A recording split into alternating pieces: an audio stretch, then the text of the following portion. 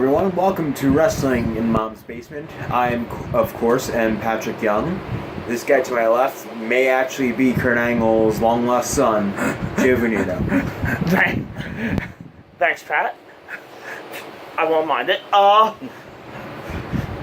This is the Raw review, which I actually think we can do every Monday when Passover. A live review.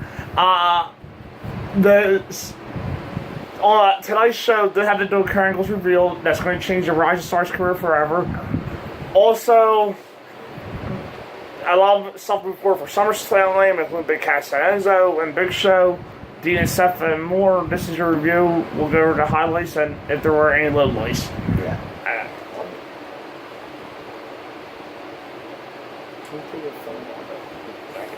While we're getting the Raw recap up, just a reminder that this week there will be special edition of the podcast all week. On Tuesday, it will be a SmackDown Live review and 205 Live review. Wednesday, an NXT review. Thursday, our friend Andy's supposed to come over. I'll do my Battleground predictions then. We're going to record past Battleground predictions, though. We'll enter this video. They should both be uploaded sometime tomorrow, though, by the time we're done filming them. Then we'll have Friday. I'll do the regular podcast, the news, and a Raw vs. SmackDown breakdown. So you're getting 2 Raw vs. SmackDown reviews this week. Reviews of the full show, and then the regular. And then next Thursday will be a special edition of the podcast, because the podcast will be on Thursday, not Friday next week. That's Thursday, July 27th, I believe. And then Friday, August 4th, things will go back to normal. Yes. This weird schedule we have. Actually, not too long for normal, though, because then August 12th we will be done with the House of Hardcore. So that week's podcast will be done the Monday on the Go Home Show SummerSlam, August 14th. So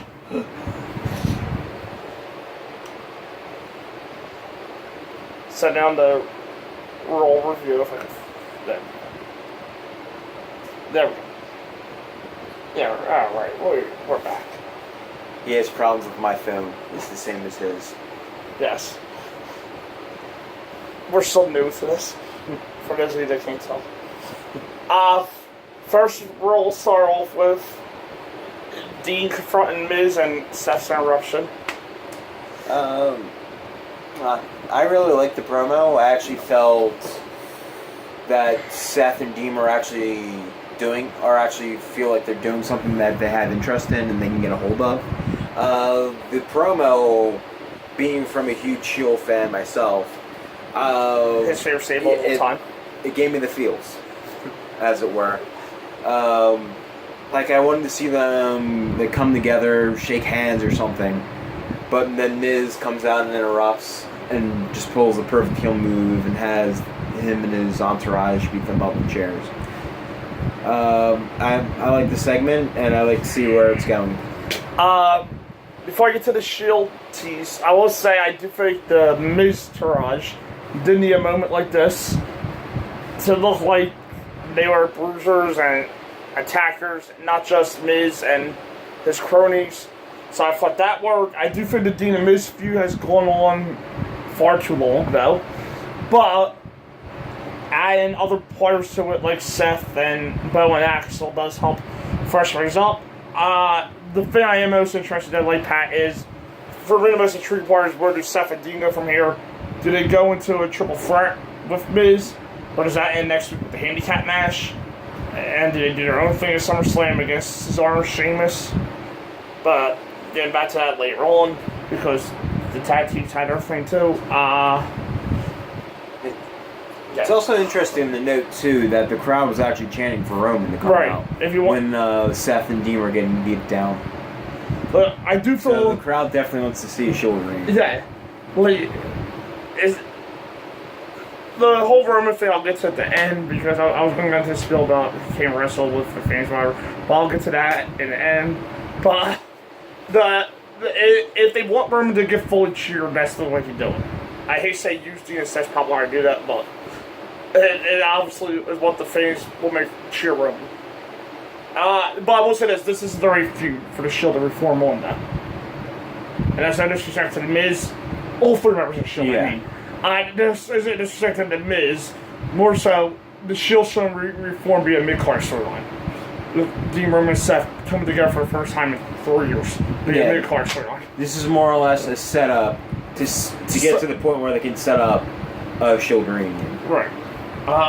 They can't rush the reunion. And that was Alexa Bliss versus Bayley. It's refreshing to see a one-on-one women's match. The match was fine. It was probably one of Alexa's better ones. But I do want to see somebody different besides the same four every week. But leading into SummerSlam, it's probably the safer bet to have Alexa's opponent be someone she's already had her best matches with, either Sasha or Bayley. I will say, the match was short. I did feel it did offer a touch of something different from Bayley. It was probably the most aggressive we've seen Bayley yet. Alexa losing, though, is losing as champ a little too often, which is funny. I'm saying that of all people. Well, it's just about to go. I was comparing her to that she's denied Jack's role, not Nia herself. But that being said, I don't exactly know where to go from here with Bayley and Sasha being next week. I will assume that Nia interferes anyway. I'm expecting a failed 4-way resale because it doesn't look like it is inching closer to it. After that was the Drew Gulak and Brian Kendrick versus Mustafa Ali and gentleman Jack Gallagher. Unless you have anything else to say about them. I'm hoping they don't do the Fatal 4-Way. Same here. Just because it's technically the same thing they're doing with the Universal title with Brock, Braun, Joe, and Roman. And that blows it out. Yeah, and they're never going to be able to top that one. Mm-hmm. Just with the star power alone and the excitement level that those guys can gather.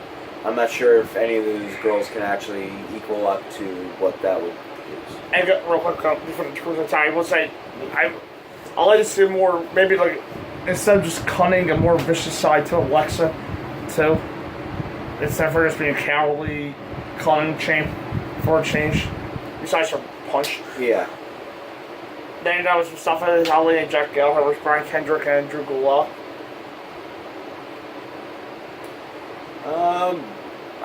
I thought the match was fine. I'm actually excited to see 2 cruiserweight matches on Raw. That's also new. I'll compliment that. Other than that, it was pretty much a continuation for me. It's probably one of the parts you could miss. It was fine, but you could skip it if you needed to. What I was confused with was I'm not sure how that was supposed to sell a 2-out-3 falls match for tomorrow night's 205 Live between Drew Gulak and Mustafa Ali. Because Ali beat Kendrick pretty easily. He didn't really have to struggle with nothing. Actually, I'm not even sure what I did for Kendrick and Gallagher's feud either. The lower cruiserweights are still getting tossed into those tight spaces where they're just pulled out there and do stuff. And that's hurting them because they're getting over on 205 Live. These guys, but when the bottom half of the cruiserweights get put onto, or the middle division, the cruiserweights get put on the roll, they're just thrown out there to do whatever. And for that is a throwaway contest. Yeah. After that, Enzo Amore sets up the cast. Again, it was a pretty good promo from Enzo, who's been knocking it out of the park with his promos, I feel.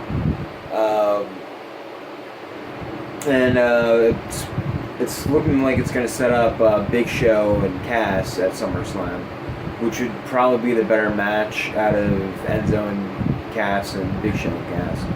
So, and it will probably give Cass also a big win, which would actually pretty much go on to help him a lot. Going with the Enzo thing, I will say I do think Enzo's having the best stretch of his career, promo-wise, right now. Since the breakup, funnily enough, they seem to be doing better separately on the main roster, both of them, but especially Enzo still though. I do think it was wise WWE do something different instead of just set up a regular match and giving Big Show and Cass an unsanctioned fight pretty much. Yeah. And I do think Cass did end up looking like a base by laying out both Big Show and Enzo, and it gives Big Show and Enzo more reason to come after him later on down the line. I do think that sets up a match between the two, Big Show and Cass at SummerSlam. It's probably not a pre-match on paper, but I did that isn't supposed to be a pre-match, so in that case, it's fine. And that was Finn Balor versus Elias Samson. The match was pretty good, I thought. And it also got me excited for what's happening next week when later they would announce that they're going to have a no disqualification match next week. So I'm actually really interested in that. And also another interesting part is Bray. Bray getting the promo on Finn saying that he's going to be around watching him and he's interested and fascinated with the demon. Other than that, the guitar shot was really, really vicious. Yeah. I did think it was a strong night for Elias. I thought it was the best Elias looked in the ring to date so far. That's kept in the last 2 years of his NXT career. The guitar was probably his biggest moment to date too. But it's obvious this is a feud. I am looking forward to the disqualification match with Billy did tonight. But I feel it's obvious this is setting up just a side feud for something bigger and more interesting story. In this case, with Bray and Finn for SummerSlam, which is something Finn needs right now. Yes. And Kira Tozawa versus Arya Daivari. The ending to me in that match was a little questionable. I can see where they're going with it storyline wise, but it's sort of like a very false finish to end the match. Yeah. And that's not always the best thing to do, I think. My compliment of that thing will be the match gave Daivari, I guess, a touch of momentum. But I do have the question already. I guess putting a break in between Titus and Tozawa's partnership. Yeah. Because I guess I thought this was going to stall Tozawa's title chase against Neville, who for some reason was on the show tonight. Yeah. But I thought it was an odd timing to do that. At least I Neville beat Tozawa again if Titus don't believe in Tozawa. Up next, Kurt Angle reveals who my brother is. Or Kurt Angle reveals the secret. It's definitely interesting. Maybe not as interesting as other rumors would have been, namely the Dixie Carter one. But interesting one, been good. Been good. Yeah. I do see it helping Jason Jordan. Out of him and Alpha, he was the lesser one. Well, lesser meaning he didn't really gain that much interest or that pop. Yeah. Even in NXT, Gable was the one that actually got the pop, and then they would sort of go on Jordan thing. But overall, it'll probably help Jason Jordan get a big moment, and in the end, it should expand his profile. I will give WWE credit because I doubt them on this. I'll give him credit. Now, I thought it was wiser than not to play this for laughs and do something stupid like he was having Stephanie and Dixie's baby. There was enough of a ridiculous reveal that's almost something that's a staple for WWE and TNA to do in these situations, will be to reveal something stupid just for the sake of badness and laughing so they can make a documentary about how bad that was. Yeah. The build-up actually did lead to something logical. So that's always nice to say. It's quite the seal of approval, I guess you could say, for Jordan, though. Yeah. Because without being billed as Kurt's son, he's going to have a lot to live up to. Will he become one of the best second-generation talents ever? Who knows? Well. About as second generation as the Giant was to Andre the Giant. We still don't know.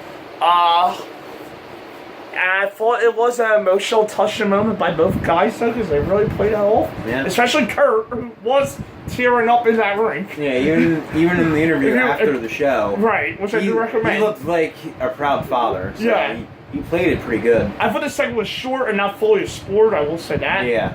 But that's been just the story the whole so far. It's just been simple. Which, when they say keep it simple, stupid, in this case, when WWE is a mystery, keeping it simple is what works. Yeah. Look at that, WWE nailed 2 mystery storylines within a month. And they kept it simple and predictable for one, and blowing out the box for this one, but they both worked so far. Yes. And we had the Hard Boys versus the Revival. I think it's debatable, but this actually may have been my favorite match of the night. Again, the Revival just are probably one of the best tag teams they have. Definitely one of the best rising ones. And the Hardys just going off against them. I want to see a singles match with these two down the road. I will say it was another strong out from the Revival, which they've had playing for the last 2 years, since they lost the Classic in 2015. They did mesh well with the Hardys, and what was one of the best bouts of the night, I'll put it like that, for me. The knock off the Hardys is a big boost for the Revival. The underhand tactics give them a little bit more heat, and the Hardys losing streak right now is a not interesting story. Is an interesting story of its own too. It's like their momentum is stolen out. broken. Right. The more defeats and more frustration could easily set up a change for both brothers, but more likely Matt gets the full change, where Jeff paints his face in contact. Yeah. As far as I'm saying, his back goes broken with it. Whether they get the broken gimmick or not doesn't really matter at this point. And they're obviously making Matt broken without saying it. And Jeff goes to back to the Kawasaki main event. On the main event, Roman Reigns and Samoa Joe, the Universal Championship match. I'll say this: Roman and Joe seem like they had very good chemistry together. Again, same thing with the Hardys and Revival. I do want to see a longer feud between these two down the road. And I think, however, I thought the ending was sort of obvious. Like, you can tell from, like... Last week. From Great Balls of Fire, even, that eventually what was going to happen was Braun was going to get in and do some damage to Roman, and I guess put on a hiatus of, oh no, what's going to happen with the Universal title next? And I think it was also sort of predictable that I think it's predictable now that they're going to go to a 3-4. Wish Kurt to say in his exclusive with Jason and Renee that they'll address their end of the match next week. I thought it was an excellent big match fight between the two. Obviously, I will say that Joe is surprisingly still getting pushed by WWE. That still surprises me. I was a little surprised with him being pushed on Raw mainly. Overall, I thought this was the strongest segment tonight, at least, in terms of everything they did. A revenge-seeking brawl, or revenge-hunting brawl, is always the best one. It's most captivating. I do think it's set up to fail for, but here, I'm not normally a big fan of multi-person matches for the big pay-per-views, for the big four, for the championship, for the main championships, but in this case, I do feel like that's the way to go. Because if you want Brock to lose the title, Brock don't have to be pinned or submitted yet. Same with Roman. If you don't want him to win it yet, you can give it to Braun and Joe by one beating the other. But overall, I did feel like they're doing the right. I do feel like, again, Raw's doing the right thing, which I can't keep stressing enough because it shocks you to say it with their main event scene. Yeah. And I will probably say this was another strong role from them. The roles been doing a lot recently to keep SmackDown on their toes, so I'll pull it like that. Yeah, I agree wholeheartedly. This was actually a pretty good Raw. And I can say that for multiple weeks in a row that I actually enjoyed watching Raw. And SmackDown, and like you said, SmackDown has the work cut out for them. Yeah, which is what it should be, because the original point of Brand Extension last year was to have competition between the shows. And I'm not saying SmackDown is only SmackDown's base, SmackDown's still solid. But what's happened is, it's only whoever has the first pay-per-view out of the way, they have a longer time to build to the big pay-per-view. That gets more momentum. Last year was SmackDown. SmackDown had all the build to the big pay-per-views first. Raw had to work out for them. This year is different. Raw gets SummerSlam 6-week build. SmackDown has to build a Battleground, and then do SummerSlam rather in 4 weeks. Mm-hmm. But I mean, I have no idea where SmackDown's going. Though there are interesting rumors about the WWE Championship match on SmackDown side of things. Yes. Because honestly, I actually don't know who Jinder is facing. Yeah, if it's not Cena, I don't know who Jinder's facing. Right, I have seen it in my mind. I figured Nakamura, but I don't see him just dropping Corbin off like that either. Like we had one match with Nakamura, so or they're just gonna do Orton back as champion. Right, and then they which is a possibility. Right, and they just go in a whole nother direction. Yeah. But grade would you give Raw? Grade. I'm gonna say a B. A solid B. I'll give it A-. Huh.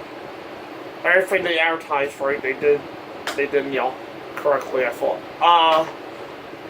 That's it for this week's Raw review. Next week, Raw has Dean Ambrose, Seth Rollins versus The Miz and The Miz Taraj, a 2-on-3 handicap match. Bayley versus Sasha Banks for number 1 contender at SummerSlam. To Alexa Bliss, and I am forgetting stuff. Finn Balor lies James in the disqualification match, and Kurt versus the Universal Championship situation. That's it for now. We'll see you a little bit with past Battleground predictions. And a few words on my own. I'm complaining about SmackDown. So. Bye.